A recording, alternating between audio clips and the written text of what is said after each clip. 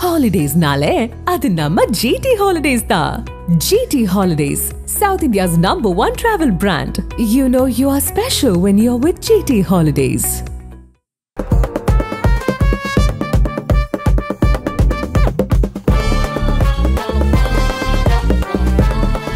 இன்னைக்கு காலையிலேருந்து பரபரப்பாக ஒரு விஷயம் போயிட்டு இருக்கு. அதாவது அன்வர் ராஜா அவர்கள் வந்து அதிமுகவிலேருந்து விலகி திமுகவில் சேர்ந்துட்டாரு அப்படின்ற ஒரு தகவல் இருக்கு. இதில் வந்து ஒரு ரொம்ப சைலண்டாக அந்த விஷயத்தை மூவ் பண்ணிட்டு போயிட்டாரு அப்படின்ற மாதிரி சொல்றாங்க. அதிமுகவில் வந்து ஒரு பெரிய தலைக்கட்டு அன்வர் ராஜா. அந்த இயக்கத்திலிருந்து வந்தவர் தான் அன்வர் ராஜா. அன்வர் ராஜா எம்ஜிஆருக்கு தனியாக கட்சி ஆரம்பித்த காலத்திலிருந்து எம்ஜிஆரோடு பயணித்தவர். எம்ஜிஆரோடு தீவிரமான எம்ஜிஆருடைய ரசிகர், விசுவாசி, ஒரு படித்தவர், பேச்சாளர். ராமநாதபுரம் மாவட்டத்தை சேர்ந்தவர். எம்ஜிஆர் கட்சியில ரொம்ப பரபரப்பாக இருக்கிறவர். அவர் நிறைய சம்பவங்கள் அவரை பற்றி சொல்லலாம். வக்ஃப் போர்டு சேர்மன் ஆக்கினாங்க, நாடாளுமன்ற உறுப்பினர் ஆக்கினாங்க, கட்சியினுடைய ஆட்சி மன்ற குழு உறுப்பினர் ஆக்கினாங்க. பல்வேறு பொறுப்புகளை அதிமுகவின் சிறுபான்மையினுடைய முகமாக அன்வர் ராஜா வச்சிருந்தாங்க. சரியான நேரத்தில் சரியான முடிவை எடுத்திருக்கிறாரு.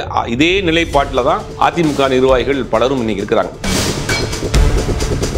அன்வர் ராஜாவுக்கு வந்து பெரிய ஆதரவாளர் வட்டமோ அல்லது வந்து அவருக்கு செல்வாக்கும் பெருசாக கிடையாது கட்சியில். அவர் ரொம்ப நாளாக ஒதுக்கப்பட்டு தான் வச்சிருக்காங்க. பெருசாக ஒன்றும் ஒரு செல்வாக்கு இல்லை. அதனால அவர் வந்து திமுக போனதுனால அதிமுகவுக்கு ஒன்றும் நஷ்டம் இல்லை அப்படின்ற ஒரு வார்த்தையை சொல்றாங்க. அதிமுகவை சேர்ந்தவர்கள் சொல்றாங்க அன்வர் ராஜாவுக்கு ஒரு பெரிய செல்வாக்கு இல்லாத நபரா கிட்டத்தட்ட 50 வருடம் அதிமுகவினுடைய முகமா அந்த பகுதியில் பார்த்திருப்பார். அவருடைய அனுபவம் என்ன? அன்வர் ராஜாவை தொடர்ந்து இன்னும் அதிமுகவில் கூடிய முக்கிய தலைவர் சில பேர் வந்து திமுக பக்கம் போக போறாங்க. இன்னொரு பேச்சு ஒரு பக்கம் ஓடிட்டு இருக்கு. அன்வர் ராஜா என்ன சொல்லியிருக்காருன்னா, நான் வந்து ஒட்டுமொத்தமா அரசியலை விட்டே முழுக்கு போட்டுருவோம், வேணாம், அரசியலே எனக்கு வேண்டாம் இனிமேல் அப்படிங்கிற நிலைப்பாட்டில் தான் அவர் இருந்திருக்கிறார். ஆனால் வேறு வழி இல்லாமல் இன்னைக்கு அரசியல் செய்யணுங்கிற நிலைமை வந்துருக்கும். சார், நீங்கள் பேசும்போது சொன்னீங்க எடப்பாடி பழனிசாமி அவர்களுக்கு வந்து மக்கள் ஆதரவு இல்லை அப்படின்னு சொன்னீங்க. ஆனால் வந்து அவர் மயிலாடுதுறையில் போய் ஒரு மீட்டிங்கில் பேசுறாரு. அது வழக்கத்துக்கு மாறான மக்களுக்கு தொகை கூட்டம் இருந்தது இல்லை சார்? வழக்கத்துக்கு காசு அதிகமாக கொடுத்தா காசு அதிகமாக கூட்டம் கூடும் சார். காசு கொடுத்தாலும் அவ்வளோ கூட்டத்தை கூட்டம் வந்து முடியுமா? டாக்டர் ஆகணுங்கிறது உங்களோட கனவா? அப்போ அந்த கனவை நனவாக்க உங்கள் Vidhu NEET coaching academy future doctors ஆக உடனே கால் பண்ணுங்க. ஆகாயம் தமிழ் நண்பர்களுக்கு அன்பு வணக்கம். நம்முடன் மூத்த பத்திரிகையாளர் திரு சுபைர் அவர்கள் இணைந்திருக்கிறார்கள். வணக்கம் சார். வணக்கம். இன்னைக்கு காலையிலேருந்து பரபரப்பாக ஒரு விஷயம் போயிட்டு இருக்கு. அதாவது அன்வர் ராஜா அவர்கள் வந்து அதிமுகவிலேருந்து விலகி திமுகவில் சேர்ந்துட்டாரு அப்படின்ற ஒரு தகவல் இருக்கு. இதில் வந்து ஒரு ரொம்ப சைலண்டாக அந்த விஷயத்தை மூவ் பண்ணிட்டு போயிட்டாரு அப்படின்ற மாதிரி சொல்றாங்க. அதிமுகவில் வந்து ஒரு பெரிய தலைக்கட்டு அன்வர் ராஜா அப்படின்னு சொல்றாங்க. அவரை பற்றி சொல்லுங்கள் சார். இல்லை, தாய் கழகத்திற்கு திரும்பி வந்திருக்கார், அவ்வளோதான். இல்லை ஒரு பெரிய ஆச்சரியப்படவோ வருத்தப்படவோ அதிர்ச்சி அடையவோ ஒரு விஷயம் கிடையாது. அதிமுக அப்படிங்கிற ஒரு இயக்கம் வந்து திமுகவிலிருந்து பிரிந்து போன இயக்கம். அண்ணா என்ன செய்கிறார் அப்படின்னா, திராவிடர் கழகத்திலிருந்து பெரியாரோடு முரண்பட்டு தனியாக ஒரு இயக்கத்தை தொடங்குறார், திராவிட முன்னேற்ற கழகம். இப்போ திராவிடர் கழகம்ங்கிறது இந்த மூட நம்பிக்கைக்கு எதிரானது, கடவுள் மறுப்பு, கடவுள் கொள்கைக்கு எதிரான விஷயங்கள்லாம் தொடர்ந்து பெரியார் பிரச்சாரம் பண்ணிட்டு இருக்காரு.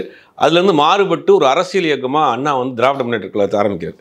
அப்போ திமுகவை ஆரம்பிக்கிற பொழுது எம்ஜிஆர், கலைஞர், பேராசிரியர் அன்பழகன், நாவலர் நெடுஞ்செழியன், மதியழகன் ஒரு பெரும் கூட்டம் வந்து அண்ணாவின் பின்னாடி வந்தாங்க. அப்போ அண்ணா என்ன சொல்கிறாருன்னா, திராவிடர் கழகம் வந்து கடவுள் மறுப்பு கொள்கை, பெண்ணடிமைத்தனம், வந்து சாதி மறுப்பு, இந்த மாதிரியான விஷயங்களை முன்னெடுத்து போகிறார். அது வந்து ஒரு அரசியல் இயக்கம் கிடையாது திராவிடர் கழகம். அண்ணா திராவிடர் கழகத்திலேருந்து வெளியேறி திமுக அமைக்கும் போது அரசியல் இயக்கமாக மாற்றுறார். அப்போ அண்ணா சொன்ன ஒரு முக்கியமான விஷயம் வந்து ஒன்றே குலம் ஒருவனே தேவன்.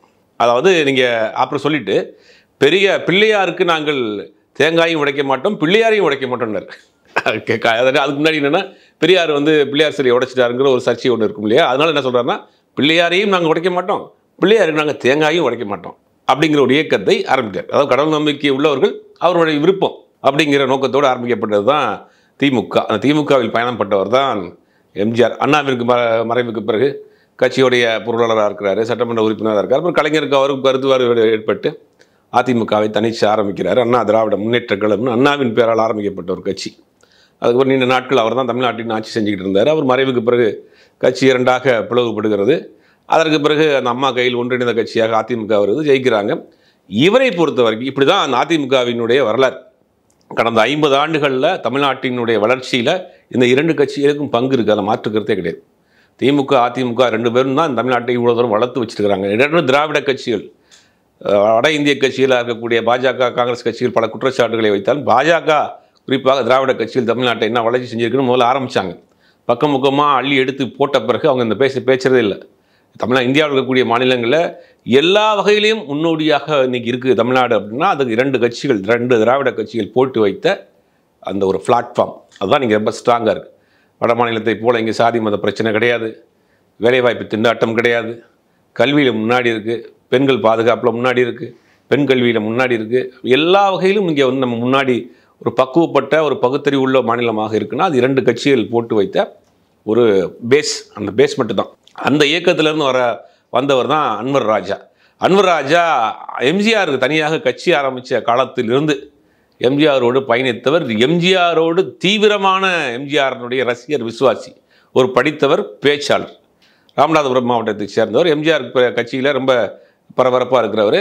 அதாவது நிறையா சம்பவங்கள் அவரை பற்றி சொல்லிக்கிட்டே போகிறாங்க. அதாவது எம்ஜிஆர் ஒரு படம், அந்த படத்தை வந்து மதுரையை சேர்ந்த திமுக மேயர் மதுரை முத்து, நான் இந்த படத்தை ரிலீஸ் பண்ண விட மாட்டேன், அப்படி இந்த படம் ரிலீஸ் பண்ணால் நான் சேலை கட்டிக்கிறேன் அப்படின்னு ஒரு வார்த்தையை விட்டுட்டார். அப்போ தமிழ்நாட்டில் இருக்கக்கூடிய அதிமுக நிர்வாகிகள், எம்ஜிஆர் ரசிகர் பூரா அவருக்கு படம் ரிலீஸ் ஆனது பிறகு அவருக்கு சேலை, வளையல், பூவெல்லாம் வந்து பார்சல் அனுப்பிச்சாங்க. அப்போ இவருக்கு சேலை பூ மட்டும் கிடையாது, ஒரு பெண்கள் போடக்கூடிய எல்லா ஐட்டத்தையும் இவர் பார்சலாக அனுப்பிச்சவர் இந்த அன்வர் ராஜா. அப்போ அவர் மேல் வழக்கெல்லாம் போட்டாங்க. அந்த மாதிரி அதிமுகவில் தீவிரமான எம்ஜிஆர் ரசிகர், எம்ஜிஆர் விசுவாசி. அதுக்கப்புறம் அம்மா கூடயும் நீண்ட காலம் ட்ராவல் பண்ணுறாரு. இந்த மண்டபம் ஊராட்சி ஒன்றிய தலைவராக கிட்டத்தட்ட 2 நாட்கள் இருந்தவர். கட்சியினுடைய பல வெற்றி தோல்விகள் போதும் அதிமுகவில் இருந்தவர். அதான் முக்கியம். அந்த அம்மா வந்து 96 பெரிய ஒரு தோல்வி, அந்த அம்மாவை தோற்று போகிறாங்க 96. அப்பையும் ஒரு அதிமுக விட்டு வெளியில் போல. அதற்கு பிறகு பல முறை 2006 அதிமுக தோற்று போனப்பையும் ஒரு அதிமுக விட்டு வெளியில் போல. அந்த அம்மா இருக்கிற வரைக்கும் வெற்றி தோல்விகளில் உடனே பயணித்தவர் இந்த அன்வர் ராஜா. அதற்காக அந்த அம்மா வந்து அவரை ஒரு முறை அமைச்சராக்கினாங்க, வக்ஃப் போர்டு சேர்மன் ஆக்கினாங்க, நாடாளுமன்ற உறுப்பினராக ஆக்கினாங்க, கட்சியினுடைய ஆட்சிமன்ற குழு உறுப்பினராக ஆக்கினாங்க. பல்வேறு பொறுப்புகளை அதிமுகவின் சிறுபான்மையினுடைய முகமாக அன்வர் ராஜா வச்சுருந்தாங்க. அந்த அம்மா மறைவுக்கு பிறகு அவர் கட்சியில் தொடர்ந்து இந்த மாதிரி பாஜக கூட்டணிங்கிற போது ஒரு கருத்து வேறுபாடுகள் போயிட்டே இருந்தது. 2016 அவர் நாடாளுமன்ற உறுப்பினராக இருக்கிற பொழுது 2014-19 முத்தலாக் சட்டம் கொண்டு வராங்க. அப்புறம் அதிமுக பாஜக கூட்டணியில் இருந்தாலும் கூட அதை எதிர்த்து நாடாளுமன்றத்தில் மிக நீண்ட ஒரு ஸ்பீச் கொடுத்தார். அது ஒரு பெரிய விவாதமாச்சு. அது சம்பந்தமாக அதை புத்தகமாகவே போட்டார். நாடாளுமன்றத்தில் அன்வர் ராஜா முத்தலாக்கு எதிராக பேசிய விஷயம் அப்படின்னு சொல்லி ஒரு புத்தகமாகவே போட்டு அதை புத்தகமாக கொடுத்தாரு. நல்ல ஒரு படிப்பாளி, ஒரு பேச்சாற்றல் உள்ளவர், நீண்ட நாள அதிமுகவினுடைய விசுவாசி. அவர் தான் இன்றைக்கி திமுக பக்கம் வந்திருக்கிறார். அப்படிங்கிறது சரியான நேரத்தில் சரியான முடிவை எடுத்திருக்கிறாரு. இதே நிலைப்பாட்டில் தான் அதிமுக நிர்வாகிகள் பலரும் இன்றைக்கி இருக்கிறாங்க. தமிழ்நாட்டை காப்பாற்ற வேண்டும், குறிப்பாக அதிமுகவை மீட்டெடுக்க வேண்டும் அப்படின்னு ஒரு நிலைமை வந்திருக்கு இன்றைக்கி. அதை சரியான பாதையில் இருக்கணும்னா மதசார்பற்ற சக்திகள் இன்றைக்கி ஒரு அணியில் நிற்கிறாங்க திமுக தலைமையில். அந்த பக்கம் வருவது தான் எம்ஜிஆரினுடைய ரசிகர்களுக்கும் அம்மாவினுடைய ரசிகர்களுக்கும் விசுவாசிகளுக்கும் சரியான வழியாக இருக்குங்கிறது தான் உண்மை. அது இன்றைக்கி வந்திருக்கிறார். இதுக்கு வந்து நம்ம வந்து ஜனநாயக சக்திகள் தமிழ்நாட்டையுமே காப்பாற்றணும், தமிழ்நாட்டில் பாஜக கால் ஊன்றி விடக்கூடாதுன்னு நினைக்கக்கூடிய ஜனநாயக சக்திகள் ஒரு அணியில் நிற்கிறாங்க. அந்த பக்கம் இவர் வந்து நிற்கிறார். அப்படிங்கிறது இது ஒரு சரியான வழியை இவர் தேர்ந்தெடுத்துக்கிறார். 2வது, இவர் சார்ந்த ராமநாதபுரம் பகுதியை பொறுத்த வரைக்கும் சிறுபான்மை மக்களாக இருக்கட்டும், மற்ற மக்களாக இணைந்து வாழக்கூடிய ஒரு பகுதி, மாமன் மச்சான் அண்ணன் மீன் வாழக்கூடிய பகுதி. அங்கு பாஜக மாதிரியான ஒரு கட்சி உள்ளே போகிற பொழுது அந்த இணக்கத்திற்கு ஒரு பெரிய ஒரு ஊடுருவல் வந்துடும்.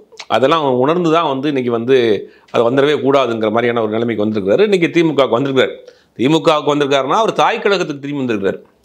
இவரை தொடர்ந்து பலரும் திமுகவுக்கு வருவதற்கு வாய்ப்பு இருக்குது, வரணும். நீங்கள் அதிமுகவை நீங்கள் காப்பாற்றணும், தமிழ்நாட்டை காப்பாற்றணும், தமிழ்நாட்டின் உரிமையை காப்பாற்றணும் அப்படி நினைக்கக்கூடிய, ஜனநாயகத்தை காப்பாற்ற நினைக்கக்கூடிய சக்தியில் எல்லாமே வந்து நீங்கள் ஒரு அணியில் ஸ்ட்ராங்காக நின்னா தான் பாஜகவை வீழ்த்த முடியும், அதிமுகவை காப்பாற்ற முடியும். இவரை தொடர்ந்து பின்னாடி நிறைய வருவாங்க அப்படிங்கிற மாதிரி தான் செய்தி வந்துட்டு இருக்கு. முதல் முறையாக அவர் வந்திருக்கிறார். அன்வர் ராஜாவுக்கு வந்து பெரிய ஆதரவாளர் வட்டமோ அல்லது வந்து அவருக்கு செல்வாக்கு பெருசாக கிடையாது கட்சியில். அவர் ரொம்ப நாளாக ஒதுக்கப்பட்டு தான் வச்சிருக்காங்க, பெருசாக ஒன்றும் ஒரு செல்வாக்கு இல்லை. அதனால் அவர் வந்து திமுக போனதுனால அதிமுகவுக்கு ஒன்றும் நஷ்டம் இல்லை அப்படின்ற ஒரு வார்த்தையை சொல்கிறாங்க. அதிமுகவை சேர்ந்தவர்கள் அதை சொல்கிறாங்க. அன்வர் ராஜாவுக்கு ஒரு பெரிய செல்வாக்கு இல்லாத நபராக கிட்டத்தட்ட 50 வருடம் அதிமுகவினுடைய முகமாக அந்த பகுதியிலலாம் பார்த்துருப்பார். அவருடைய அனுபவம் என்ன இருக்குது? ஒரு மண்டபம் ஊராட்சி ஒன்றிய தலைவராக கிட்டத்தட்ட 6-7 வருஷம் இருந்திருக்கிறாரு, நாடாளுமன்ற உறுப்பினர் இருந்திருக்காரு, சட்டமன்ற உறுப்பினர் இருந்திருக்கிறாரு, பல்வேறு பொறுப்புகள் இருந்திருக்காரு. அப்போ அவருடைய அனுபவம் அந்த கட்சிக்கு எப்படி பயன்படாமல் போகும்? வெளியில் ஏறினதுக்காக அவர் சொல்கிறார். அவர் நல்ல ஒரு அட்மினிஸ்ட்ரேட்டராக இருந்திருக்கிறார், நல்ல ஆர்கனைசராக இருந்திருக்கிறாரு, கட்சிக்குள்ளே முக்கியமான விஷயங்கள் எடுத்துக்க நல்ல நாடாளுமன்ற ஸ்பீக்கராக இருந்திருக்கிறாரு, நாடாளுமன்றத்தில் பல விஷயங்கள் அதிமுக சம்பந்தமாக பேசியிருக்கிறாரு. அப்படிப்பட்ட ஒரு அனுபவம் இருக்கு இல்லையா? இந்த அனுபவம் உள்ள ஒரு கட்சியை நிர்வாகி நீங்கள் வெளியில் போனால் போட்டோம் அப்படின்னு நினைக்கக்கூடிய நிலைமை வந்து இன்றைக்கி அதிமுக ஒரு பரிதாபமான நிலைமையில் தான் இருக்குது. இப்போ எடப்பாடி அன்வர் ராஜா அவர்கள் வச்ச குற்றச்சாட்டு பாஜக பிடியில் அதிமுக இருக்குது அப்படிங்கிற ஒரு குற்றச்சாட்டு வைக்கிறார். அதான் நம்ம முக்கியமாக பார்க்க. பாஜக பிடியில் அதிமுக இருக்குது. பாஜக சொல்லக்கூடிய கருத்துக்களை இவர் அதிமுக சார்பாக எடப்பாடி பழனிசாமி பேசிகிட்டு இருக்கிறாரு. அதுதான் பெரிய அதிர்ச்சியாக இருக்குது, வருத்தமாக இருக்குங்கிறார்.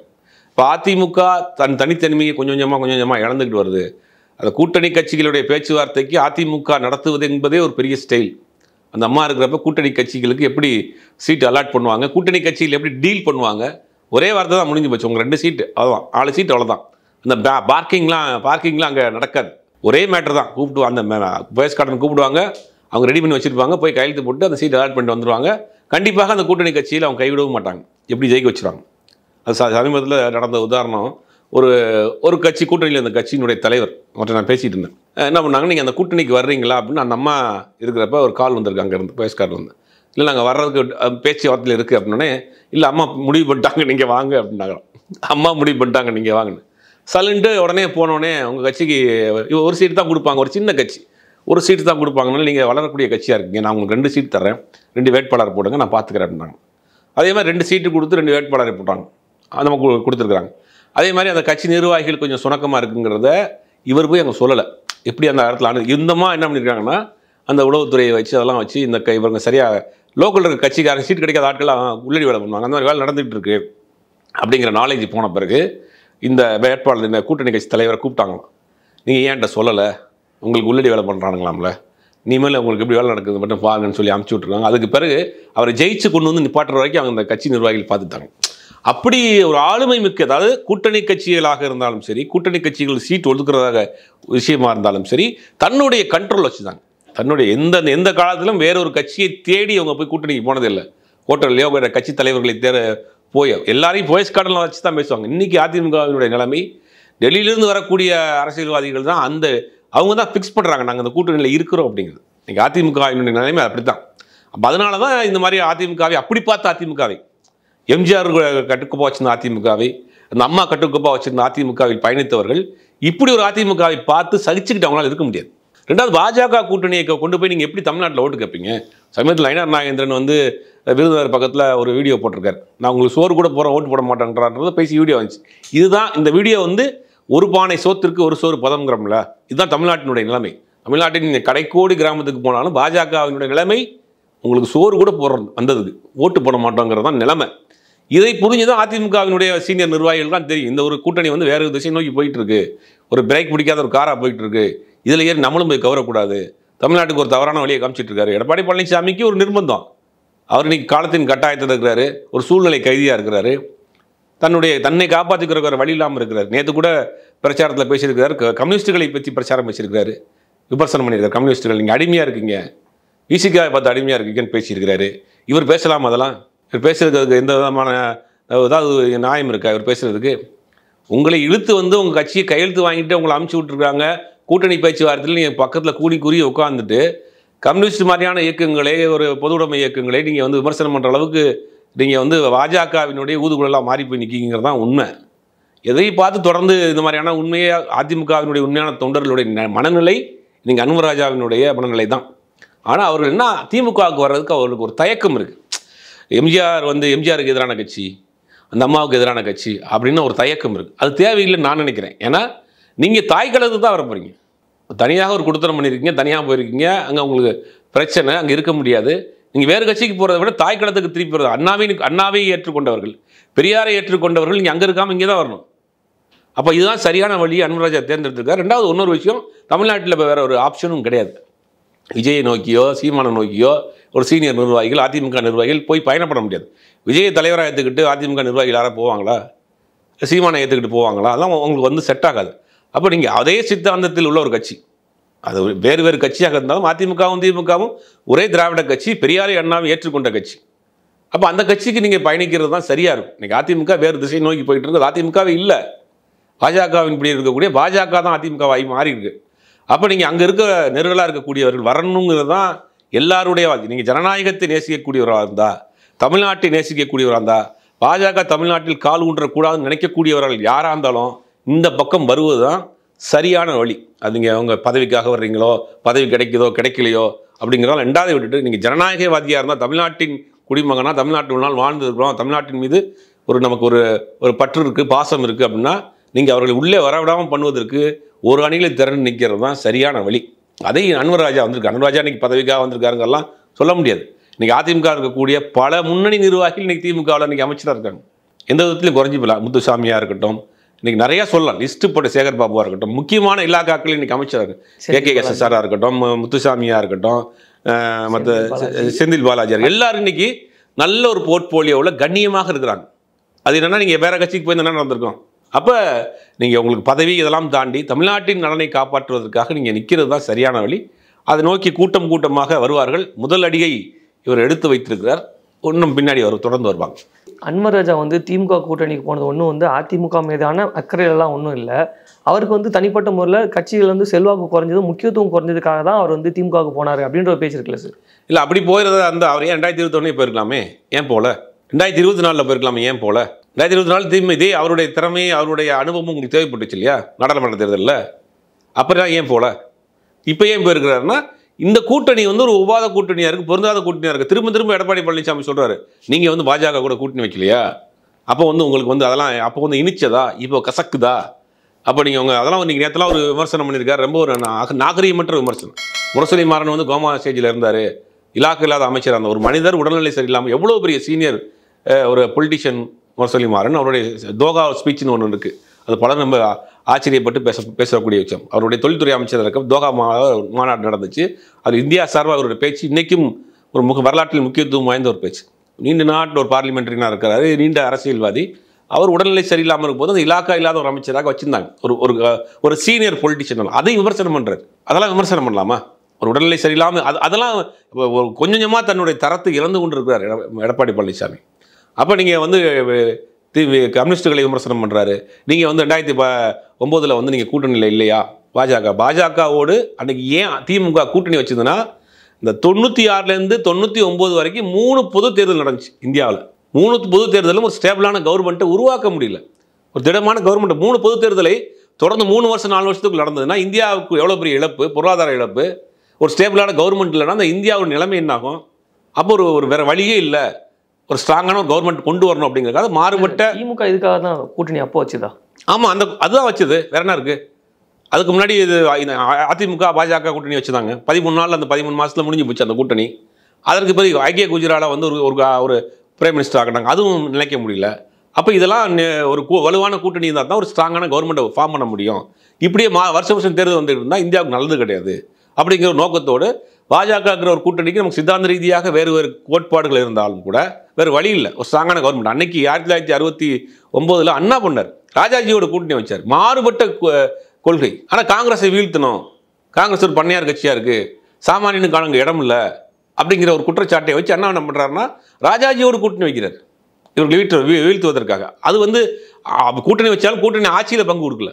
ஆனால் இன்றைக்கி 99 நீங்கள் வந்து திரும்ப சொல்கிறப்ப திமுக பாஜகவோட கூட்டணி வைக்கிறப்ப ஒரு காமன் மினிமம் ப்ரோக்ராம், குறைந்தபட்ச செயல் திட்டம் உங்களுடைய அஜெண்டா இருக்குல்ல, அது எதையுமே நிறைவேற்ற முடியலையே பாஜக. அந்த வாஜ்பாய் கவர்மெண்ட்டுடைய 5 வருஷத்தில் அவருடைய திட்டத்தை சிஏவாக இருக்கட்டும், ஒரே நாள் ஒரே தேர்தலாக இருக்கட்டும், டீலிமிட்டேஷன் எதையுமே அவர்கள் செயல்படுத்த முடியல.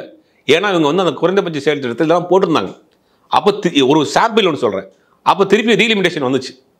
டீலிமிட்டேஷன் வர்றப்ப அன்னைக்கு கலைஞர் இருந்தார். அப்போ என்ன நினைக்கிறாருன்னா, சரி டீலிமிட்டேஷன் திருப்பி கொண்டு வந்தீங்கன்னா தென் மாநிலங்கள் புறக்கணிக்கப்படும், இன்னும் 25 வருஷத்துக்கு தள்ளி வைக்கன்னு அன்னைக்கு ஃபோர்ஸ் பண்ணுறாங்க. அன்னைக்கு ஃபோர்ஸ் பண்ணப்பட்டதன் விளைவாக 25 வருஷம் தள்ளி வச்சாங்க. நீங்கள் என்ன பண்ணீங்க?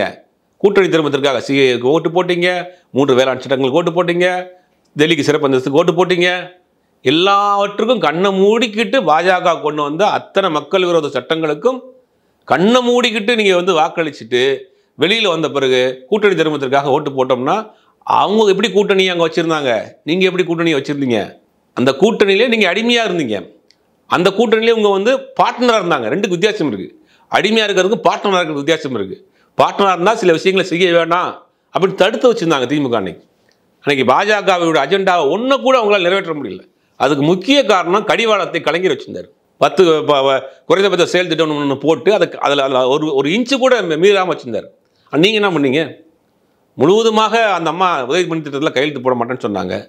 உங்களோட ஆட்சியை காப்பாற்றிக்கிறதுக்கு அதில் கையெழுத்து போட்டிங்க, சிஏக்கு கையெழுத்து போட்டிங்க, ஆர்டிகல் 370 கையெழுத்து போட்டிங்க, ஓட்டு போட்டிங்க, கையெழுத்து போட்டிங்க. நீங்கள் கொண்டு வந்து எல்லாத்தையும் கண்ண மூடி வர வைத்தீங்களே. இன்றைக்கி எங்கே வந்து நிற்கிது அதிமுக நிலைமை? எடப்பாடி பழனிசாமி எங்கே வந்து நிற்கிறாரு? பாஜகவினுடைய அஜெண்டாவை அதிமுக மேடையில் பேசக்கூடிய ஒரு அவலநிலைக்கு வந்துட்டார். என்ன சொல்கிறார், கோயிலுக்கு வரக்கூடிய பணத்தை எடுத்து கல்லூரி நடத்தக்கூடாது அப்படிங்கிற ரேஞ்சுக்கு நீங்கள் பேச வந்துட்டீங்க. அப்படின்னா நீங்கள் வந்து முழுக்க முழுக்க அதிமுக பாஜகவாக மாறிடுச்சு, அதனுடைய பிடியில் இருக்குது அப்படிங்கிறது தான் எல்லாருக்கும் தெரிஞ்ச விஷயம். அதிமுக நிர்வாகிகள் பலரும் குமரிக்கிட்டு இருக்கிறாங்க. அதில் ஓராளாக வெளியேறக்கூடிய சூழ்நிலை வந்திருக்கு. முதல் படியாக அவர் வந்திருக்கிறார். சார், அன்வர் ராஜாவை தொடர்ந்து இன்னும் அதிமுகவில் கூடிய முக்கிய தலைவர் சில பேர் வந்து திமுக பக்கம் போக போகிறாங்கன்னு இன்னொரு பேச்சு ஒரு பக்கம் ஓடிட்டு இருக்கு சார். அடுத்து யாரில் வரதா இருக்காங்க? இல்லை, கண்டிப்பாக வருவாங்க. அதாவது ஜனநாயகத்தை நேசிக்கக்கூடியவர்கள், எம்ஜிஆரை நேசிக்கக்கூடியவர்கள், ஜெயலலிதாவை நேசிக்கக்கூடியவர்கள், தமிழ்நாட்டை நேசிக்கக்கூடியவர்கள் கண்டிப்பாக இனிமேல் அந்த அதிமுக பாஜக கூட்டணியில் அவங்க தொடர்ந்து பயணம் பண்ண முடியாது. மக்களை போய் சந்திக்க முடியாது. மக்கள் கேள்வி கேட்பானே, நீங்கள் எதுக்கு கூட்டணியில் இருந்தீங்க, எதுக்கு கூட்டணி வெளியில் போகிறீங்க, இப்போ எதுக்கு திருப்பி சேர்ந்துருக்கீங்க, உங்களை எப்படி அவங்க நடத்துகிறாங்கிறதெல்லாம் பொதுமக்கள் பார்த்துக்கிட்டு தானே இருக்காங்க. இந்த சூழ்நிலையில் எப்படி போய் மக்களை சந்திச்சு நீங்கள் ஓட்டு கேட்பீங்க? டெல்லியிலேருந்து வந்து கால் மேலே கால் போட்டு பக்கத்தில் கூனி குறி உட்காந்து உங்கள்ட்ட கையெழுத்து வாங்கிட்டு போயிட்டு இது கூட்டணியா, இதை கொண்டு போய் எப்படி மக்கள்கிட்ட போய் சேர்ப்பாங்க? மக்கள் கேள்வி வீட்டுக்கு போகிற மக்கள் கேட்க மாட்டாங்க. எதுக்கே நீங்கள் பாஜக கூட்டணியில் இருந்தீங்க, எதுக்கே பாஜக கூட்டணி வெளியில் போனீங்க, திருப்பி எதுக்கே சேர்ந்தீங்கன்னு கேட்க மாட்டாங்களா? அப்போ வந்து இதை ஜனநாயகத்தை நேசிக்கக்கூடியவர்கள் எல்லாம், தமிழ்நாட்டை நேசிக்கக்கூடியவர்கள் எல்லாம் கண்டிப்பாக கூட்டமாக வெளியேறத்தான் செய்ய போகிறாங்க. அதில் இவர் முதல் படியாக வந்திருக்கிறாரு. இன்னும் நிறைய பேர் வர்றதாக தகவல் சொல்கிறாங்க. நிறைய தலைகள் வந்து வெளியேறதுக்காக ஒரு தயக்கம். யாரில் வருவாங்க சார் அடுத்து? வரலாம், அந்த ஆருடம் சொல்ல முடியாது. பலரும் பேசிகிட்டு இருக்கிறாங்க. ஆனால் என்னென்னா அவர்களுக்கு ஒரு தயக்கம் இருக்குது. திமுகவை எதிர்த்து நம்ம இத்தனை வருஷம் அரசியல் பண்ணிட்டோம், திமுகங்கிறத மாறி மாறி அரசியல் பண்ணியிருக்கோம், திருப்பி திமுகவுக்கு நம்ம போகிறதா அப்படிங்கிற ஒரு தயக்கம் இருக்குது. அன்வர் ராஜாவை என்ன சொல்லியிருக்காருன்னா, நான் வந்து ஒட்டுமொத்தமாக அரசியலை விட்டே முழுக்கு போட்டுருவேன், வேண்டாம் அரசியலே எனக்கு வேண்டாம் இனிமேல் அப்படிங்கிற நிலைப்பாட்டில் தான் அவர் இருந்திருக்கிறார். ஆனால் வேறு வழி இல்லாமல் இன்றைக்கி அரசியல் திருப்பி செய்யணுங்கிற நிலைமைக்கு வந்திருக்கு. ஒரு முன்னாள் நாடாளுமன்ற உறுப்பினராக இருந்தவர் இன்றைக்கி அரசியல் இந்த கூத்துக்களை பார்த்துட்டு அதிமுக முன்னாள் நாடாளுமன்ற உறுப்பினர் முழுவதுமாக, எனக்கு தெரிஞ்ச ஒரு நாடாளுமன்ற உறுப்பினர் முழுவதுமாக அரசியல் விட்டே ஒதுங்கிட்டார். அன்றைக்கி தற்செயலாக பார்க்குற ஒரு ஹாஸ்பிட்டலில் ஒரு செக்கிங் வந்துருக்கார். என்ன சார் எப்படி இருக்கீங்க? எனக்கு அரசியலே வேண்டாம் சார், எனக்கு அரசியலை விட்டு ஒதுங்கிட்டேன் அப்படின்ட்டு வேஸ்ட் ஷர்ட்லாம் கழட்டி போட்டு பேண்ட் ஷர்ட்டையோட ஹாஸ்பிட்டலில் உட்காந்துருக்கிறார். ஏதோ ஒரு ட்ரீட்மெண்ட்டுக்கு வந்துருக்கிறார். இதுதான் இன்றைக்கி அதிமுகவினுடைய நிலைமை. பலரும் சைலண்டாக போகிறாங்க, பலரும் கட்சியை விட்டு வெளியேற போகிறாங்க, பலரும் வர்றதுக்கு வாய்ப்புகள் இருக்குது. முக்கிய தலைகள் பலரும் வெளிவரதுக்கு வாய்ப்பு இருக்குது. சார், நீங்கள் பேசும்போது சொன்னீங்க எடப்பாடி பழனிசாமி அவர்களுக்கு வந்து மக்கள் ஆதரவு இல்லை அப்படின்னு சொன்னீங்க. ஆனால் வந்து அவர் மயிலாடுதுறையில் போய் ஒரு மீட்டிங்கில் பேசுகிறாரு, அது வழக்கத்துக்கு மாறான மக்களுக்கு கூட்டம் இருந்தது இல்லை சார்? வழக்கத்துக்கு மாறான மக்கள் தான் அது. ரொம்ப அதிகமாக கூட்டம் இருந்தது. வழக்கத்துக்கு காசு அதிகமாக கொடுத்தா காசு அதிகமாக கூட்டம் கூடும் சார். காசு கொடுத்தாலும் அவ்வளோ கூட்டத்தை கூட்டு வந்துட முடியுமா சார்? ஆனால் கூட்டு வரலாம். நீங்கள் கொடுக்க நாளைக்கு வேணும் ஆஃபீஸில் 10,000 பேர் திரண்டு வா, உங்கள் ஆஃபீஸ் கூலி இல்லை, காசை மட்டும் கொடுங்க கூட்டு வர்றேன். வழக்கத்துக்கு அதிகமான கூட்டத்தை சேர்க்குறாங்கன்னா வழக்கத்துக்கு அதிகமான விட்டமின் பி போய் பாயுதுன்னு அர்த்தம். அப்போ என்ன செய்கிறாருன்னா, போகிற இடங்களெல்லாம் கூட்டத்தை கூட்டி அதிமுக பாஜக கூட்டணியை மக்கள் ஏற்றுக்கிட்டாங்கன்னு நம்ப வைக்கிறதுக்கு ஒரு வேலையை பண்ணுறாரு. பார்த்தீங்களா, நாங்கள் போகிற இடத்துலாம் மக்கள் எவ்வளோ சேர்றாங்க பார்த்தீங்களா, எவ்வளோ ஆர்ப்பரிக்கிறாங்க பார்த்தீங்களா. இதே மாதிரி தான் 2019 டிடிவி தினகரன் கூட சேர்ந்துச்சு. ஏன் அவரால் கூட ஜெயிக்க முடியல? இந்த கூட்டத்தை எப்படி சேர்க்குறாங்கிறது அரசியல்வாதிகளுக்கு எல்லாம் தெரியும். அந்த சூழ்ச்சி, அந்த சூது எல்லாருக்கும் தெரியும். அப்படிங்கும்போது அதை வைத்து கொண்டு மக்கள் ஓட்டு போட்டுருவாங்கிறதுலாம் வந்து அது வந்து ஒரு மூட நம்பிக்கையான விஷயம். தேர்தல் முடிவில் அவர்களுக்கு தெரியும். உங்களுடைய கருத்துக்களை எங்களோட பகிர்ந்தமைக்கு மிக்க நன்றி சார். நன்றி. ஹாலிடேஸ்னாலே அது நம்ம ஜிடி ஹாலிடேஸ் தான். GT holidays, South India's #1 travel brand. You know you are special when you're with GT Holidays.